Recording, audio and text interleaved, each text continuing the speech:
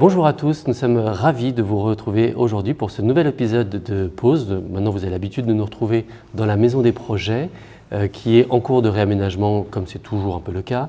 Aujourd'hui, on est assez nombreux autour de la table, puisque sont invités les résidents de l'École des Arts Déco de Paris, qui travaillent, réfléchissent, interagissent, discutent dans le quartier des Laris, sur lequel nous allons revenir dans quelques instants, et qui nous ont fait le plaisir de venir discuter avec nous pour quelques minutes. Et Clara Martin, Pauline Vermeil de Marne-au-Bois SPL, qui accompagnent ce beau projet. Donc Pauline, directrice du développement, Clara, chef de projet au développement. Quelques mots pour dire qui vous êtes, avant de commencer à discuter. Donc Gérardo Cléto, tu es artiste. Pour faire simple, et tu nous diras un peu plus de tout ça dans quelques minutes. Adélaïde Papaye, tu es urbaniste et architecte, et puis tu nous en diras aussi un peu plus dans quelques instants. Moé Muramatsu, tu es à la fois paysagiste et illustratrice, il me semble. David Aubria, tu es designer, notamment. Alors, la ville de Fontenay, elle est plurielle. Il y a deux grands coteaux, un qui descend vers le bois de Vincennes et un autre qui descend vers le Val de Fontenay. On connaît beaucoup, en tout cas on a l'habitude de parler ici du Val de Fontenay ou du quartier des Alouettes, sur lequel nous travaillons beaucoup en aménagement. Et il y a en limite du coteau et de cette ancienne vallée maraîchère qui est le Val de Fontenay, le grand ensemble de la ville de Fontenay-sous-Bois, qui a été construit à partir de 1968 et qui est composé de plusieurs quartiers, Janzay, le Bois-Cadet, le Terroir, la Redoute, et le plus important d'entre eux qui s'appelle les Laris, qui est composé d'une dalle, de plusieurs tours, et tout autour de ces tours, des bâtiments plus bas, plus petits, avec des échelles différentes. C'est un quartier, le Grand Ensemble, qui est assez habité puisqu'il y a plus de 6 000 logements, plus de 30 000 habitants. Et comme tous les quartiers de grand ensemble, ou ce qu'on appelait avant les UP en France, ce sont des quartiers complexes parfois à lire, complexes à découvrir, mais qui sont toujours très riches et il s'y passe énormément de choses. Il nous a semblé intéressant de proposer aux Arts Déco, dans le cadre d'un programme qui s'appelle le design des mondes urbains, qui a été mis en place par Pauline Marchetti, si je ne dis pas de bêtises. Ça nous a semblé intéressant de proposer une résidence d'un peu plus de 9 mois, avec 4 résidents aujourd'hui, qui habitent juste à côté du quartier, donc la rue d'en face, du quartier des Laris, depuis le mois de septembre jusqu'au mois de juin, et qui développent une approche assez originale, assez iconoclaste de ce qu'on peut faire dans un quartier de grand ensemble, dont on a parfois une image assez limitée et pleine de préjugés. Peut-être pour ouvrir notre discussion, et puis Adélaïde, puisque tu es juste à côté de moi, quelle était ta première impression quand tu es arrivé à Fontenay-sous-Bois, à Val-de-Fontenay et dans le quartier des Laris pour la première fois? Alors, je ne sais pas si c'était en septembre ou si c'était un peu avant, mais quelle était ta première impression?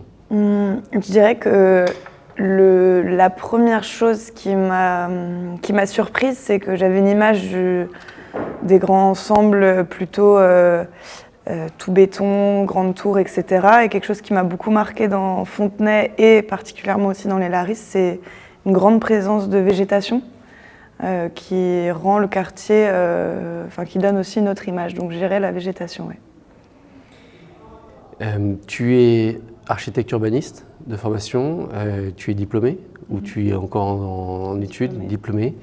En quoi cette aventure de résidence dans les Laris fait partie de ton parcours à toi d'architecte urbaniste en fin de formation et en début de carrière professionnelle? Alors, je dirais qu'au vu de mon parcours universitaire et de mes expériences professionnelles, là où la résidence elle fait écho, c'est qu'elle nous propose de passer du temps auprès des habitants, auprès des dynamiques qui se passent au sein du quartier. Et du coup, là où ça fait écho, c'est dans cette compréhension du tissu principalement associatif.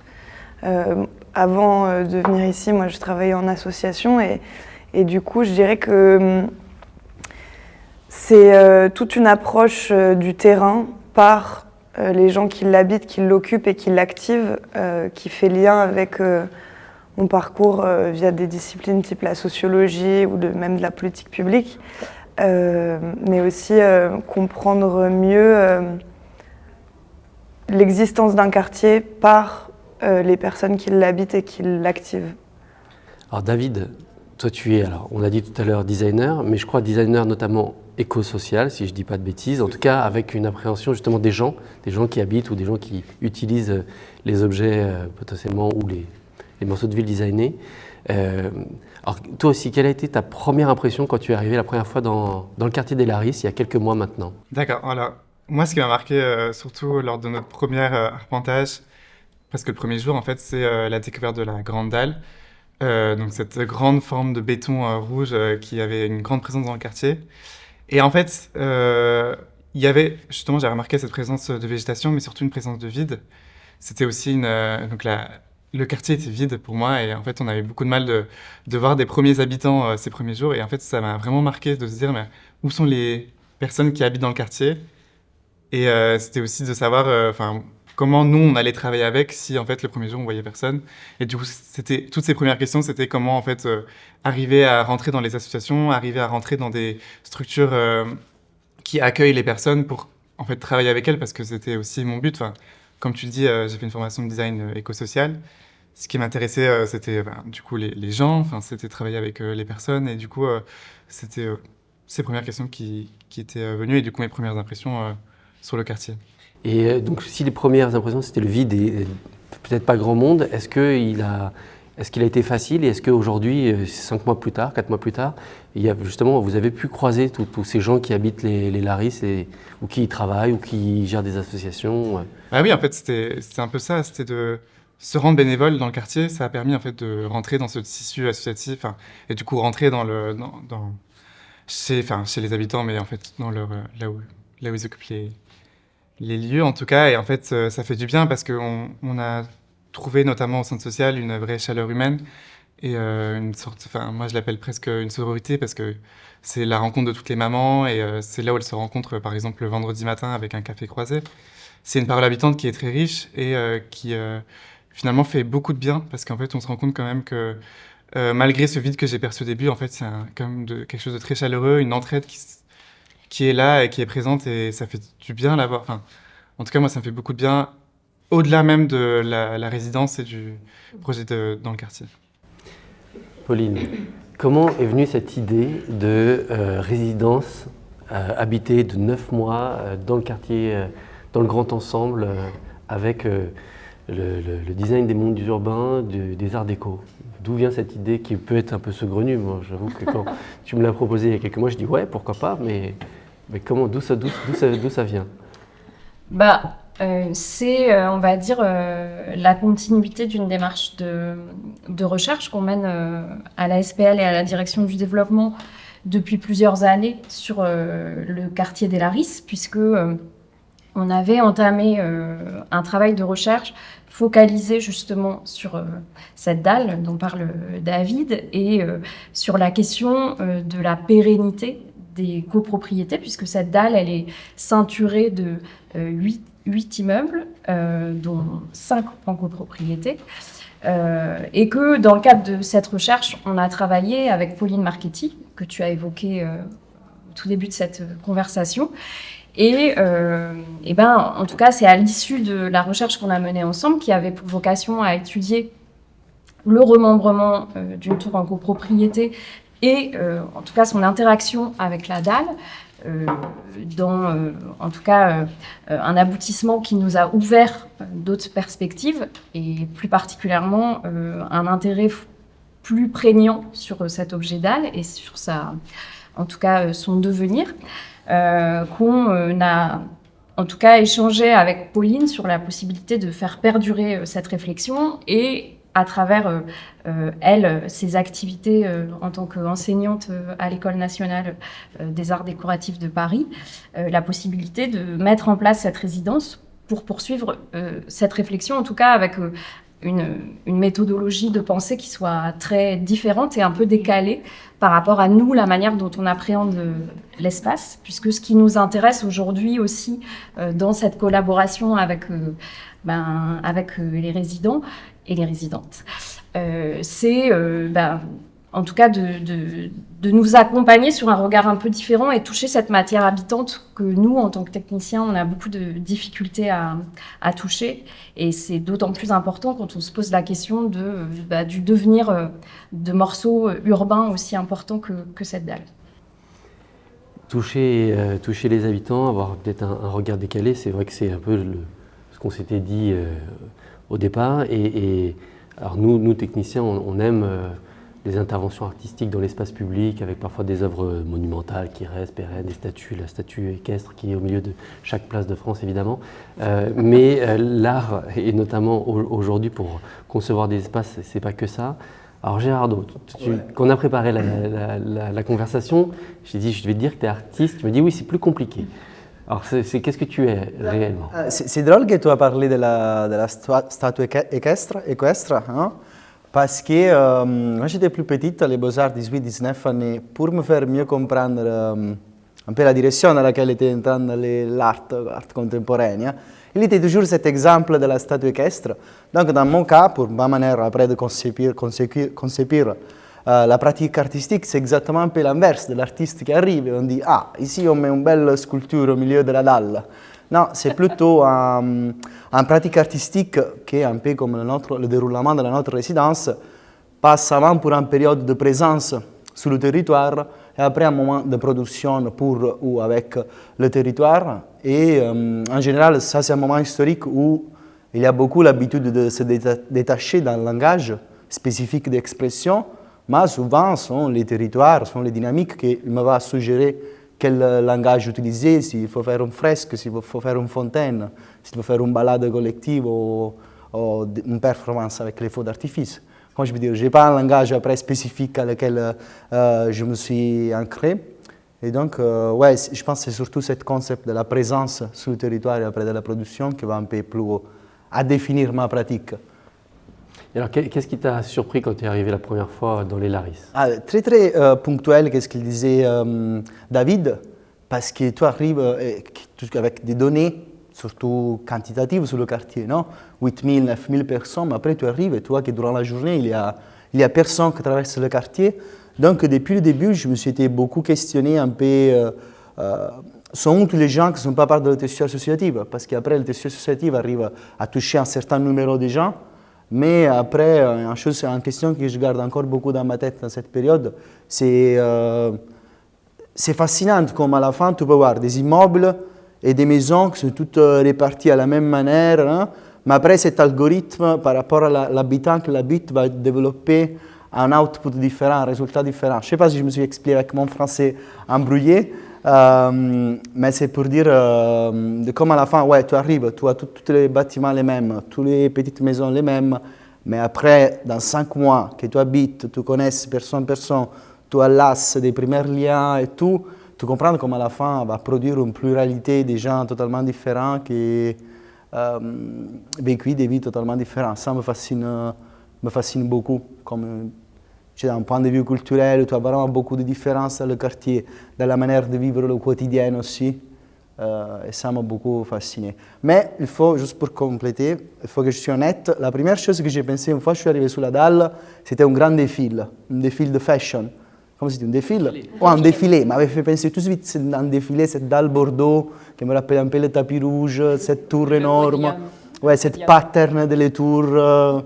M'avait beaucoup frisé. La première journée, je pensais qu'à ça. Ah bah ça ouais.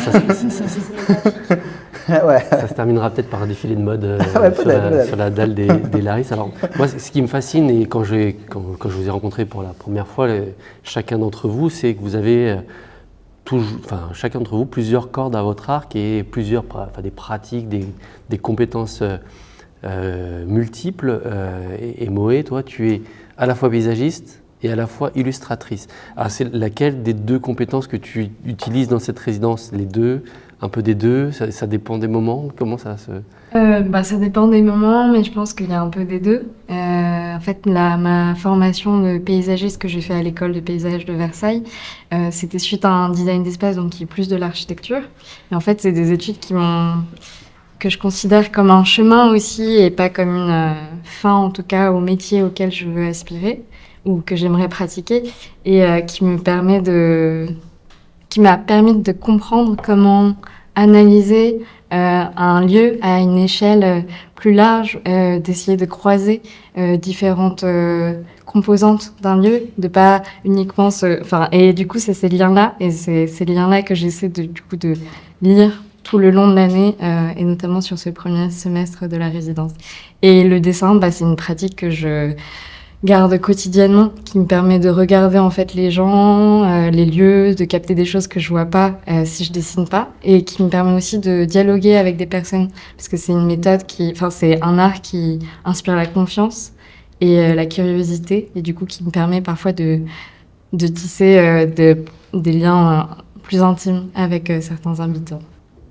Alors vous avez, je crois, vendredi dernier, fait un premier...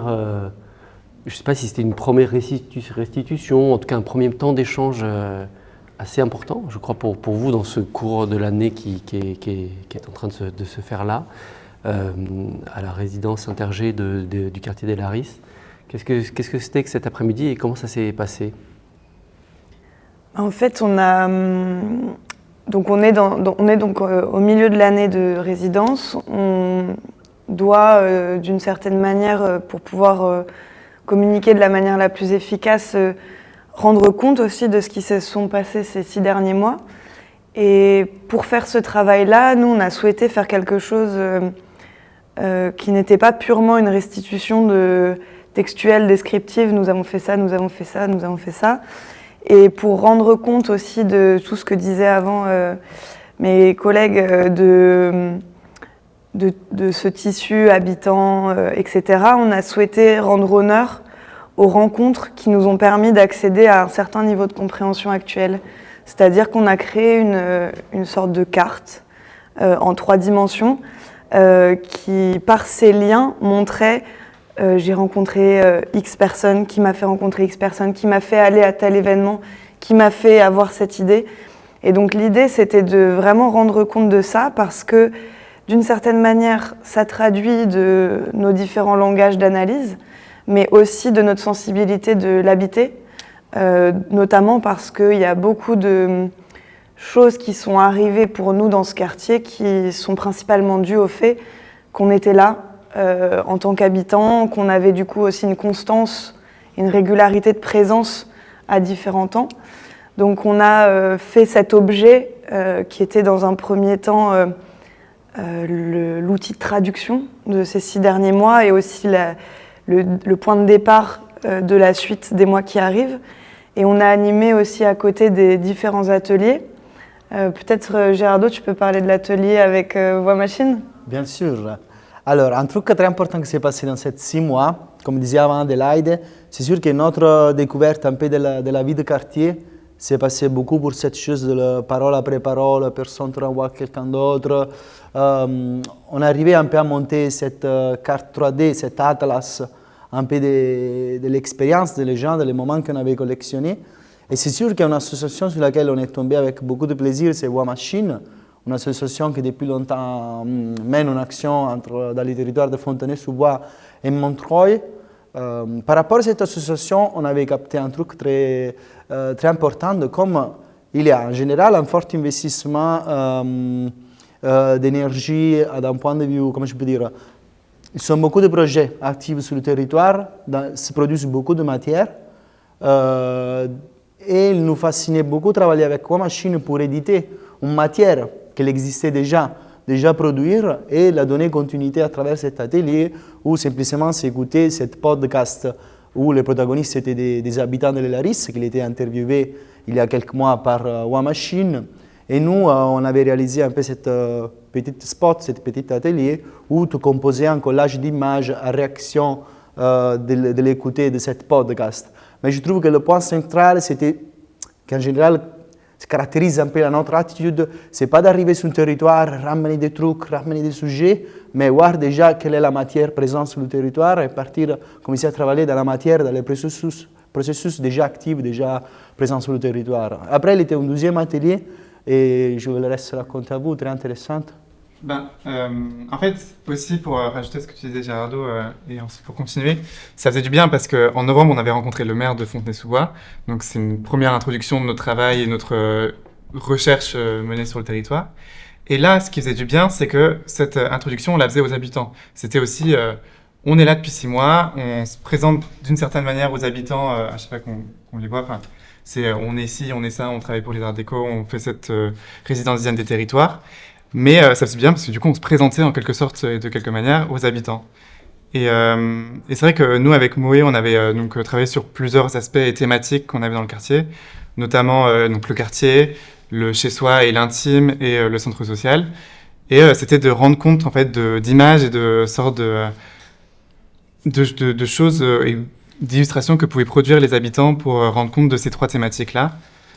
Et, je sais pas si Et pour du coup discuter de ces thématiques-là, donc on a proposé un format qui est celui de la carte à gratter. Je ne sais pas si vous connaissez, donc c'est un papier qui est noir et ensuite on prend un pic et en grattant dessus, ça fait apparaître des couleurs qui peuvent être... Les enfants ont beaucoup fait ça. Voilà, c'est ça. Et ben en fait, ça m'est venu de mes souvenirs d'enfance de primaire. Je me suis dit, il faut quelque chose de ludique, assez simple à mettre en place avec les gens. Et du coup, on a proposé ça et on demandait aux personnes de faire un dessin par thème qu'on avait donc tiré depuis notre analyse de terrain.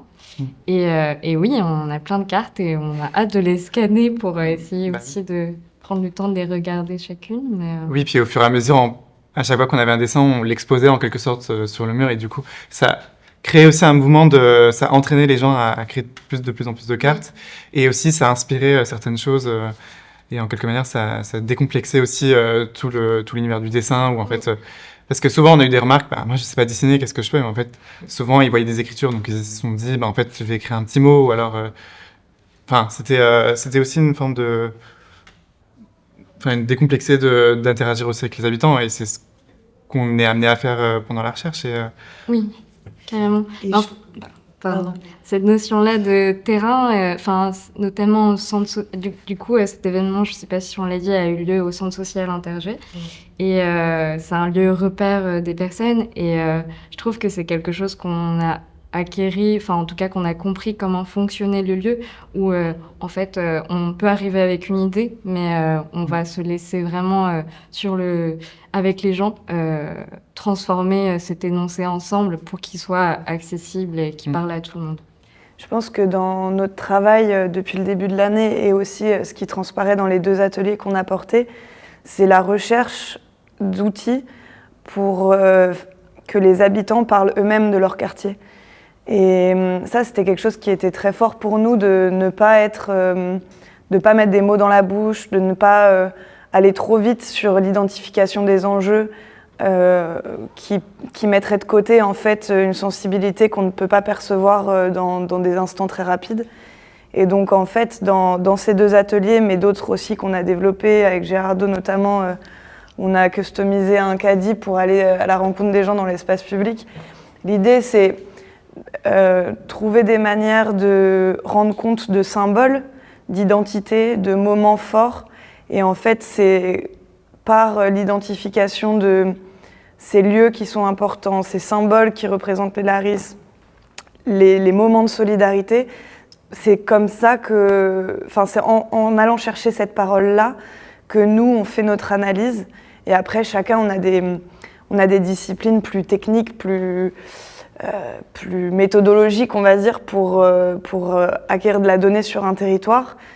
Mais notre objectif de cette première partie d'année, c'était aussi de mettre de côté ces outils-là très conditionnés pour pouvoir plutôt laisser la voix aux habitants, quitte bien sûr à y revenir, et on ne peut pas s'affranchir de nos conditionnements respectifs, mais en tout cas, c'est quelque chose qui est très important pour nous, cette recherche de symboles et d'identité par les habitants des Larisses. Non, mais je voulais juste rebondir sur cette histoire de symbole. Est-ce que moi j'ai retenu aussi de cet atelier, enfin j'ai retenu beaucoup de choses évidemment, mais j'ai un peu focalisé sur une carte que vous avez travaillé avec un habitant. Et parce que Moé et David font des balades avec certains habitants. Et il y a une représentation graphique in fine. Et donc, dans cette carte était représenté Val de Janeiro, qui est en fait un événement qui a accompagné en tout cas un projet d'aménagement d'espace public qui est porté par la SPL. Un événement qui était effectivement très festif, dont l'objectif c'était une parade des plantations qui préfigurait l'extension d'un parc. Et en fait, ce qui est très intéressant, en tout cas ce qui m'a interpellée dans le fait que ça soit retenu dans une carte mentale, alors que pour nous, c'est un événement assez anecdotique, même si ça prend beaucoup d'énergie, évidemment, de mettre en place ce type d'événement. Mais ça dit quelque chose aussi de la nécessité pour nous, en tant qu'aménageurs, voilà, là, on est vraiment dans la conception d'espace public, on va dérouler un projet, et on se rend compte que il y a vraiment cette matière aussi très vivante, le fait d'accompagner un projet d'un moment festif, joyeux, beau, musical, et ben, en fait, ça participe vraiment à l'inscription in fine d'un point de vue géographique en tant que tel du projet. Et ça, je me suis dit, c'est incroyable. Enfin, même si on le sait, et ça aussi conforte cette sensibilité que vous mettez à jour, et ça va... Enfin, moi, je suis aussi un peu dans cette question, qu'est-ce qu'on va aussi nous-mêmes retirer de cette résidence. Et je crois qu'on tire déjà là un fil vraiment fondamental sur ce qu'on a envie de faire aussi à la SPL dans nos projets d'aménagement et la couleur qu'on a envie de leur donner. Et on a aussi besoin de ce que vous mettez à jour pour un peu avoir cette palette de couleurs. Et d'ailleurs, alors, Clara, vous êtes architecte et urbaniste de formation, et aujourd'hui vous avez le plaisir d'être maître d'ouvrage, ce qui est quand même vachement mieux à la SPL. J'ai deux questions. Qu'est-ce que ça fait de travailler, de suivre, d'accompagner une résidence comme celle-là, qui est quelque chose, enfin, pour nous, d'assez exceptionnel, hein, c'est la première fois qu'on le fait, et c'est une expérience en tant que telle, mais pour vous qui le suivez de plus proche que moi, qu'est-ce que ça a fait, et en quoi c'est différent, en quoi ça même re-questionne peut-être à la fois ce que vous avez pu expérimenter faire quand vous étiez archi vous-même, et aujourd'hui plutôt dans un rôle de maître d'ouvrage chez un aménageur. Je vais répondre aux deux questions en même temps. Mais en fait, moi, pour resituer, du coup, je suis venue travailler à la SPL au mois de septembre. Et c'est au même moment que vous avez commencé votre étude ici. Donc, c'est intéressant parce que je suis à la fois dans une totale découverte et en même temps, j'ai ce regard un peu extérieur, un peu qui analyse, qui observe et qui essaye déjà, en même temps que vous faites, de retirer... qu'est-ce qui est intéressant, qu'est-ce qui est nouveau, qu'est-ce qui est déstabilisant et comment on peut avancer ensemble. Donc, c'est vraiment tout ça se fait un peu en même temps, et donc il y a une sorte d'effervescence qui est hyper intéressante et stimulante. Et donc, moi, dans mes expériences passées, j'ai déjà eu affaire à des études urbaines où j'étais sur site, mais jamais en résidence comme vous l'êtes. Et donc, j'avais un peu cette méthode que j'appliquais à vous dans la temporalité, dans la manière d'investir le site, de le découvrir, de se rapprocher des gens. Et en fait, vous avez complètement bousculé mes manières de faire. Et c'est un peu ce que tu disais Adélaïde, quand tu disais qu'on mettait un peu nos caractéristiques un peu plus techniques de côté.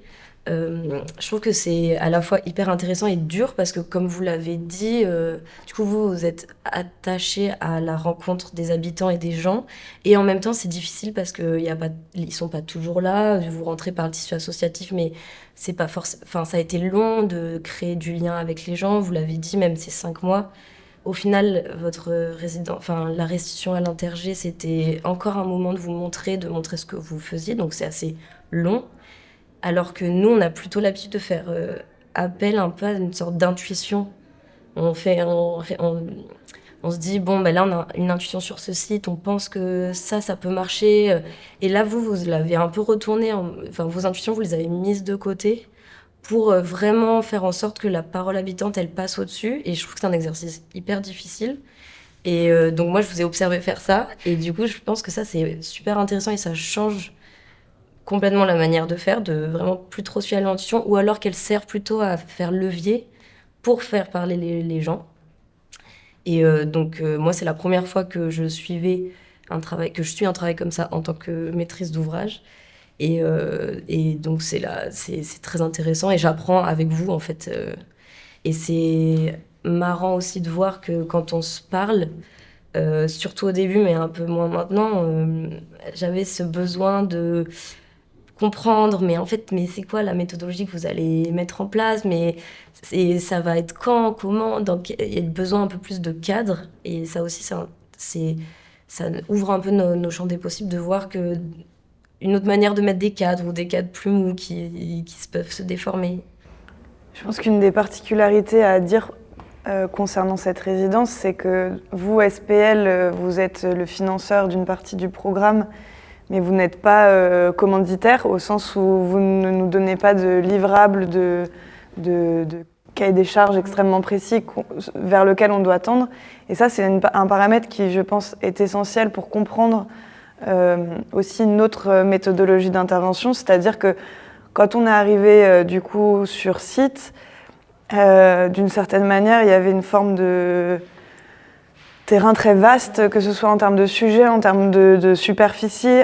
Et du coup, ça a mené aussi sur toute la première partie de l'année à pas ce que je disais précédemment, c'est-à-dire pas forcément trop se positionner sur des choses de manière précise, que ce soit en termes de méthodologie ou en termes de sujets abordés, pour pouvoir être sûr de ne pas faire d'erreurs. Après, on en fera, mais c'est pas grave. Mais pour être sûr de se laisser une chance que cette première phase d'arpentage, elle soit vraiment elle-même que ce soit elle-même qui fabrique la méthodologie. Et même nous, d'une certaine manière, quand toi tu poses les questions de c'est quoi votre méthodologie, c'est quoi vos étapes, je pense qu'au tout début, quand tu nous posais les questions, on ne savait pas y répondre en fait. Parce qu'on savait quels étaient les outils qu'on utilisait, mais de là à avoir une approche de visibilité sur la méthodologie, pas tant. Après, en parallèle de ça, dans le programme, on est accompagné par le labo de l'ENSAD, notamment par Marion Nielsen, qui nous accompagne sur une approche réflexive sur nos pratiques. Mais du coup, qui dit réflexive, dit a posteriori de. Et du coup, il y a quelque chose où, dans ce début d'année, vu qu'on était en train de faire, on n'avait pas le recul pour dire maintenant, je pense que la restitution de vendredi, elle marque aussi un tournant dans le sens où on s'ancre dans quelque chose de plus opérationnel maintenant. Et je pense qu'on est capable de regarder aussi ce qu'on a fait les mois précédents et on est dans la nécessité de poser une méthodologie pour les mois qui arrivent. Donc peut-être que là, on va avoir un changement de manière de travailler dû à la chronologie du projet. Mais c'est vrai que cette première phase, du fait qu'elle n'a pas de commande finale, fait nécessairement une sorte de regard un peu plus innocent. C'était tout l'intérêt de vous offrir cette grande liberté en disant nous, le terrain qui nous intéressait, c'était les Larisses, parce qu'il est extrêmement important dans la ville de Fontenay. Mais vous donner une commande initiale dans une résidence nous semblait complètement aberrant, donc on avait fait ce choix de cette grande liberté. Alors, on est à la moitié de l'année. Vous avez fait cette première restitution, vous avez arpenté, vous avez discuté, vous avez fait passer par-dessus le reste la parole des habitants. Alors, quelle est la suite? Quelles sont les prochaines étapes? Qu'est-ce qui va se passer dans les 4 prochains mois?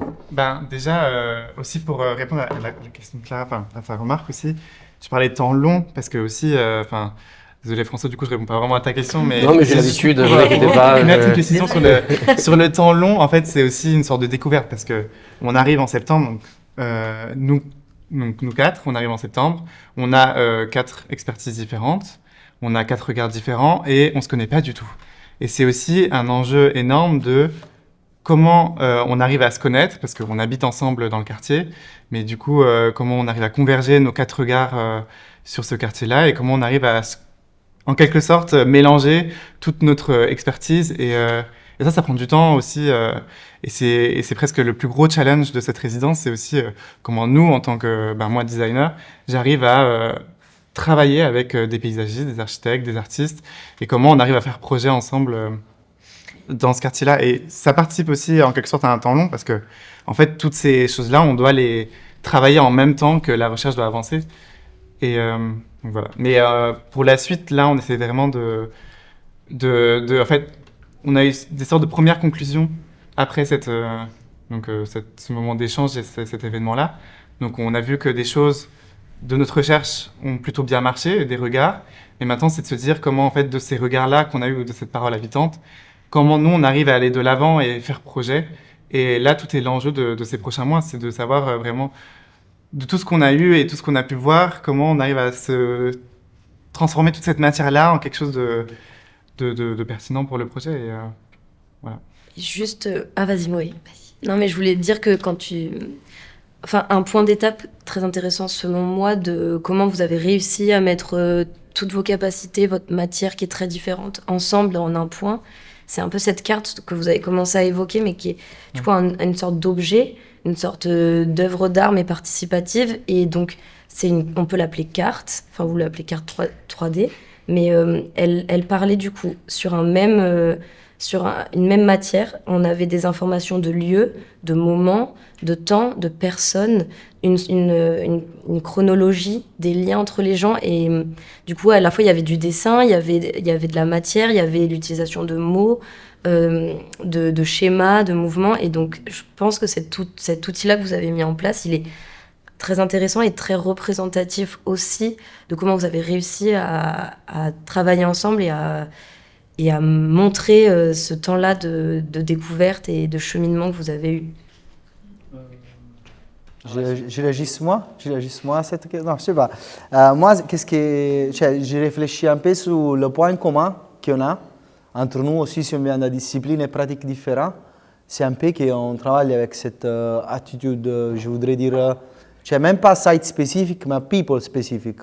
On a cette chose que tous les quatre, dans cette période de découverte, on a toujours vraiment appuyé notre arpentage sur cette dynamique de parler one-to-one avec les gens et tout. Et ça nous a permis vraiment d'aller à faire, aussi si on n'avait pas trop bossé tous les quatre ensemble, dans la construction de cet objet, à nous donner un peu la possibilité d'aller à faire un parcours à l'aller derrière, passant pour toutes les conversations et tous les moments individuels qu'on a vécu, et a nous permis après de découvrir qu'on avait des enjeux, des thématiques parallèles sur lesquelles on va aussi à construire un peu la suite. Quelqu'un veut ajouter un... Pour introduire le sujet de la suite, avant que chacun peut-être précise un petit peu plus les sujets sur lesquels il va partir, mais en gros, ce travail qu'on a fait dans un premier temps de mise en lien, qui est une forme d'écosystème, c'est une méthodologie de travail sur laquelle on s'est retrouvés tous les quatre et on s'est dit qu'on allait la reproduire pour mettre des liens aussi entre les sujets sur lesquels on va continuer sur les mois qui suivent. Donc en fait, on a différents sujets chacun et là, ce qu'on est en train de formaliser pour les prochains jours, c'est une sorte de schéma qui relie chacun de ces projets parce que l'objectif, au-delà de pouvoir développer à bien nos projets individuels ou de binôme ou collectifs, c'est aussi d'avoir un propos un peu plus d'ensemble et être capable d'avoir un apport critique sur les différents positionnements qu'on va avoir. Donc en fait, on a vraiment différents axes, mais l'objectif, c'est quand même que le travail d'un alimente le travail de l'autre et dans tous les cas, on continue à discuter sur nos avancées. Mais du coup, on a pour le moment un peu chacun creusé des pistes qui vont être l'exploration des mois qui viennent. Alors, ta piste à toi. Alors, moi j'ai deux sujets principaux. Un qui fait écho au questionnement de la dalle que vous, SPL, vous nous avez formulé dès le début. En fait, au fur et à mesure de l'arpentage et des mois qui passaient, on a compris progressivement le lien qu'entretenaient les Larisses avec la Redoute, qui était quelque chose qu'on ne percevait pas forcément au début. Et en fait, en me reposant il y a quelques semaines la question de la dalle, je me suis dit, mais en fait, il y a une dalle qui a été démolie à la Redoute. Donc, est-ce qu'il n'y aurait pas un travail à faire sur comprendre qu'est-ce qu'a généré cette démolition et qu'est-ce que ça veut dire si on met à côté des situations très différentes qui sont celles des Larisses et de la Redoute, voire d'autres, mais qu'est-ce qui se passe en fait? Qu'est-ce que ça produit? Donc, il y a certes une approche plus urbaine, mais il y a encore une fois, pour relier un peu tous les sujets dont on parlait avant, il y a une approche vraiment sociologique, habitante. Qu'est-ce que ça a généré? Du coup, ça, c'est quelque chose que j'aimerais développer, notamment via un travail de micro-trottoir, d'entretien audio, que j'aimerais développer avec Voix Machine, du coup, qui est spécialisé là-dedans. Donc ça, c'est un premier volet qui cherche à, en fait, mettre des mots sur ce que c'est cette dalle, parce qu'on la qualifie comme dalle, les habitants la disent terrasse, certaines parties, ils l'appellent aussi une place. Concrètement, qu'est-ce que c'est pour un espace public, une dalle? Voilà, c'est une question en suspens et que je souhaite donner des nuances via les entretiens. Ça, c'est un premier sujet. Et le deuxième sujet qui est issu de tous ces liens qui ont été créés, notamment avec les assos, c'est en fait un constat qui est qu'il y a beaucoup d'assos qui agissent sur le quartier, qui sont extrêmement dynamiques et importantes pour les habitants, qui ont des besoins différents mais aussi complémentaires. Et un sujet qui se pose, c'est que on parlait du centre Intergé qui est au cœur des Larisses, qui est un lieu très intéressant où il se passe beaucoup de choses. Justement, il se passe beaucoup de choses déjà ici. Les personnes qui y travaillent ont largement de quoi faire, ce qui peut parfois amener vers... vu que c'est un lieu où on va pouvoir aller proposer des choses, les assos vont venir proposer des choses, et en fait, il y a déjà plein de choses qui se passent. Donc l'idée, c'est de trouver comment, par le fait de réunir ensemble ces assos qui agissent sur le quartier des Larisses, comment elles peuvent s'indépendantiser, entre guillemets bien sûr, parce que l'idée n'est pas d'être en opposition à l'Intergé, mais trouver une force entre elles qui n'est pas forcément que dépendante de l'Intergé. Donc ça va être dans trouver des lieux pour agir, ça va être dans peut-être trouver des formes collectives d'occuper l'espace public, ça va être peut-être dans l'idée de faire des projets en commun. En tout cas, c'est l'idée de leur donner de la force pour la suite et bien au-delà de la résidence. Oui, ton axe à toi pour les prochains mois. Oui, et ben pour commencer, je pense qu'il y a, enfin la temporalité, elle est quand même, elle commence à se diminuer. On se rapproche à juin et en fait on avait ces 3 thématiques qui donc ont chacune un peu leur projet, mais on est en train de se questionner hier, avant-hier, on est en train de changer de plan, donc c'est très très mouvant.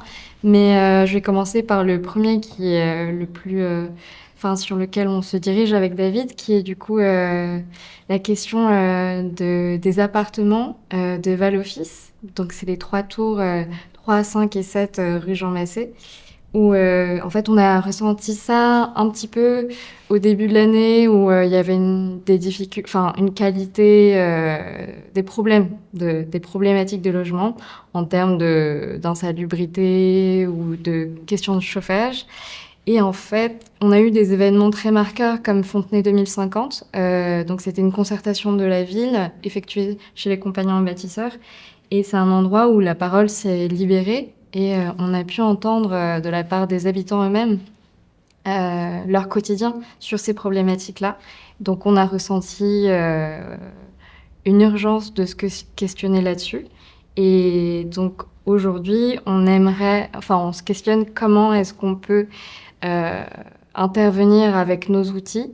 Est-ce qu'on peut les aider? Comment? Et oui.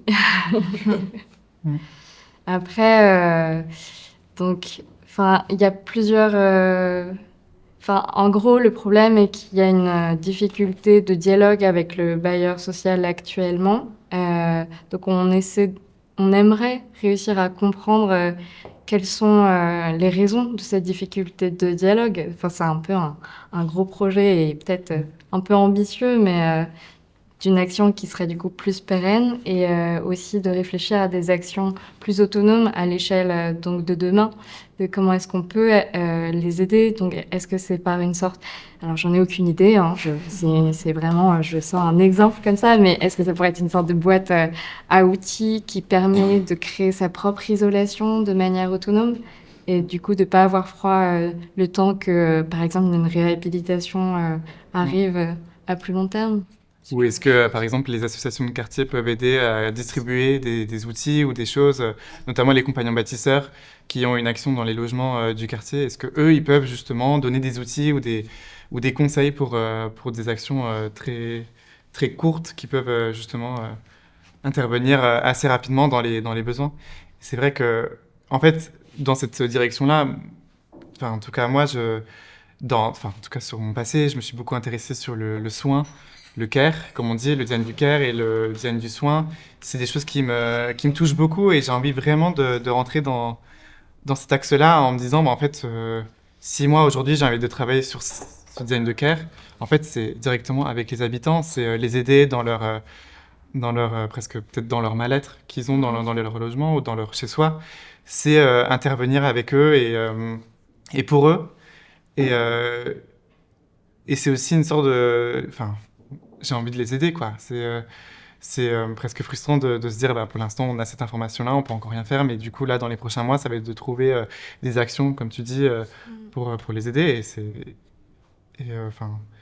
Pour nous, c'est une sorte de manière de faire projet dans le quartier, et c'est aussi comme ça qu'on imagine la fin de la résidence, en tout cas.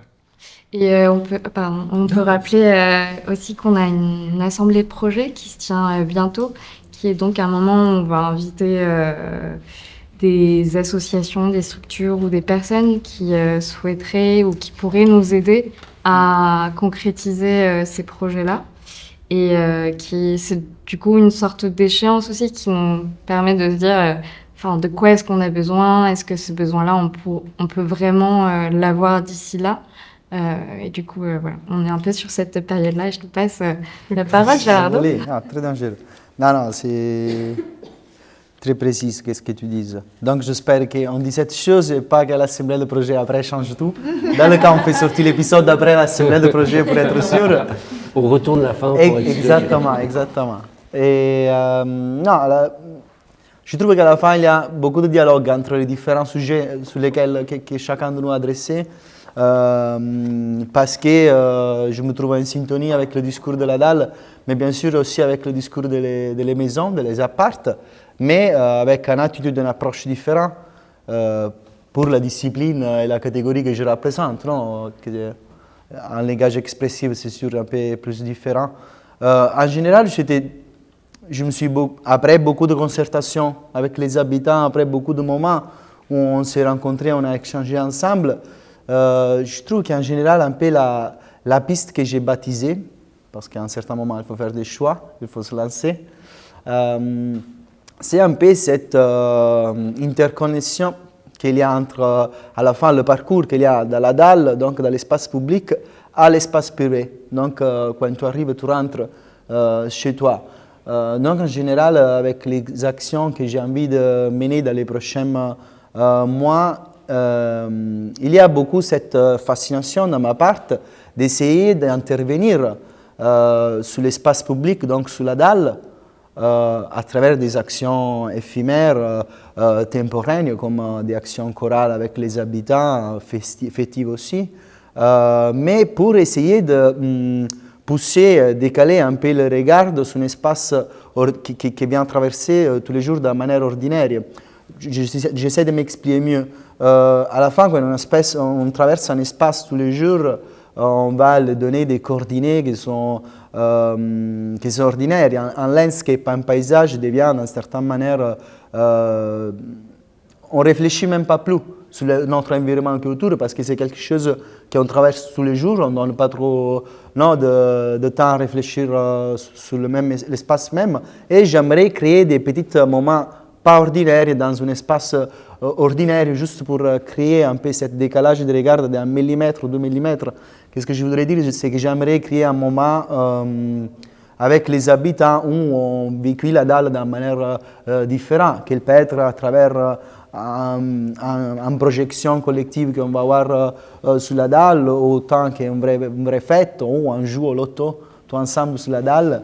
Et surtout, donc, ce discours que je faisais sur cette interdépendance qui existe un peu entre la dalle, la seuil et l'appart, me fait beaucoup réfléchir aussi sur la thématique de le voisinage, que c'est quelque chose de très présent dans le quartier, mais tu as une partie de la population qui est beaucoup dans cette dynamique, qui active beaucoup de solidarité entre les habitants et tout, et il y a tout un autre côté de la population qui est plus dehors, il y a un fort nombre de gens aussi isolés dans le quartier, non? Et moi, me fascine beaucoup cette idée aussi d'essayer d'accélérer ce processus d'interaction entre les habitants, donc travailler dans les corridors, dans l'espace de l'éole, de cette tour. Et l'idée qu'on a pour l'instant, c'est d'essayer de mettre tous les habitants dans une photo. Essayer de faire sortir tous les habitants sur les balcons, sur les fenêtres, donc de les faire interagir entre eux aussi pour que tout le monde se fasse sur le même côté de le palace. Et essayer de prendre en photo tous ensemble, un peu comme en classe à l'école ou une famille derrière le gâteau, non, le jour de l'anniversaire, qui à la fin sont un peu des conneries, si je peux dire en français conneries, c'est poli dire conneries, mais me fascine voilà, toujours cette chose de faire juste un millimètre plus à gauche ou plus à droite, un truc. Je suis assez fasciné par tout ce que vous proposez et on touche à des enjeux qui sont extrêmement sensibles et centraux à Fontenay-sous-Bois, mais plus largement, de toute façon, dans beaucoup d'espaces urbains en France, hein, quand on questionne la dalle, comment on fait vivre une dalle, comment on vit dessus, comment est-ce qu'il faut démolir, pas démolir, comment est-ce qu'on utilise, qu'est-ce qu'on fait de ces choses-là et qu'est-ce que ça veut dire pour les gens qui y habitent. Lorsqu'on parle de la relation entre un bailleur et ses locataires, c'est toujours des choses, c'est des choses qui concernent beaucoup de Français. Et les questions du seuil, du privé, du dehors, du dedans, du voisinage. En France, c'est un poème, le voisinage. Donc voilà, on pourrait parler de ça pendant des heures encore. Et en plus, la conversation avec vous est très agréable. Ça fait quand même maintenant presque 1 heure qu'on est en train de converser ensemble. Donc il va falloir conclure d'une manière ou d'une autre. En tout cas, pour ce milieu d'année, on sera peut-être amené à se revoir en fin de résidence pour vous nous disiez tout ce que vous en retirez. Et nous aussi. Est-ce que, pour ne pas qu'il y ait de questions qui n'aient pu être posées aujourd'hui, est-ce que vous avez un mot à dire, une question à rajouter? Moi, je voulais faire un bravo à vous, mais pas parce que, non, pas parce que nous avez invités aujourd'hui. Non, mais parce un peu pour l'intervention que faisait avant Clara, non, cette chose qu'elle disait que quand même, pour des questions de professionnalité, non, dans votre métier, souvent, il y a un moment où vous faites confiance à votre instinct, non?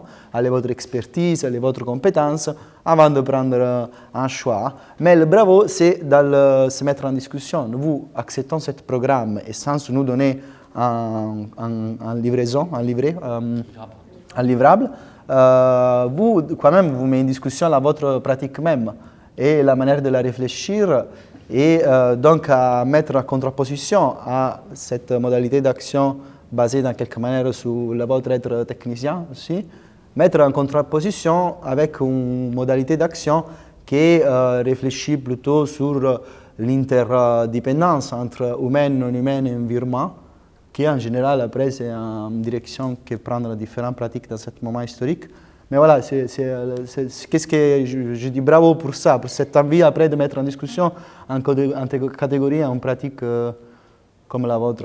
Bah aussi, dans ce que tu dis, ces démarches de résidence, enfin en tout cas ce programme, mais comme plein d'autres démarches qui peuvent être contemporaines, je pense que c'est donner du temps au temps, enfin aussi dans le fait de ne pas avoir de livrables et de dates précises, de tel moment faut faire ça, faut faire ça, faut faire ça.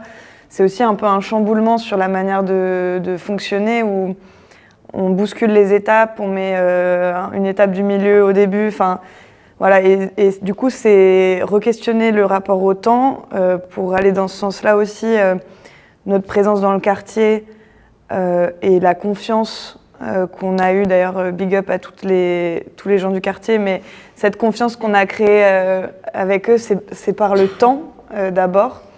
et du coup réinscrire une forme de prise de temps dans la manière d'analyser un territoire. Je pense que c'est très intéressant et très trop rare.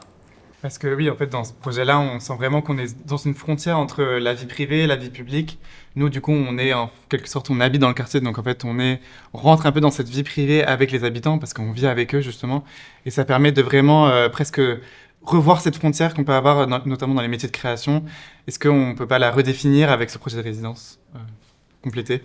Mais en tout cas, la question du temps et de ce temps qu'on prend, enfin pour nous à la SPL, et là je reprends ma casquette aussi au sein de la direction de la SPL et aussi du collectif de la SPL, on est dans une période qui est complexe à tout point de vue et on est, nous, convaincus que l'expérimentation, le fait d'ouvrir les champs des possibles et les champs des réflexions, ça nous permettra de relever certains défis, pas tous, mais une partie, et aussi juste manifester le fait que, en fait, nous, on touche une matière qui est vivante, qui est complexe, et qu'on a besoin de temps. Et on est tous et toutes pris au quotidien dans une temporalité qui est de plus en plus resserrée, dans lequel le temps de la pensée, il est limité.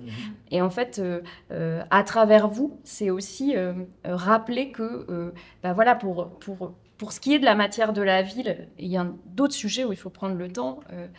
En tout cas, pour nous, c'est très important de l'affirmer, que la réflexion, elle prend du temps et elle peut prendre des formes qui sont les vôtres aujourd'hui. Mais voilà, en tout cas, c'est dans le cœur de la démarche aussi de transition de la SPL, puisqu'on est aussi dans une démarche d'évolution de nos pratiques et que ça nous aide. Enfin, voilà, il y a une réciprocité, je veux dire. Eh ben, un grand merci à vous tous pour cette heure d'échange. C'était un plaisir. Et puis je vous dis à très bientôt pour un nouvel épisode.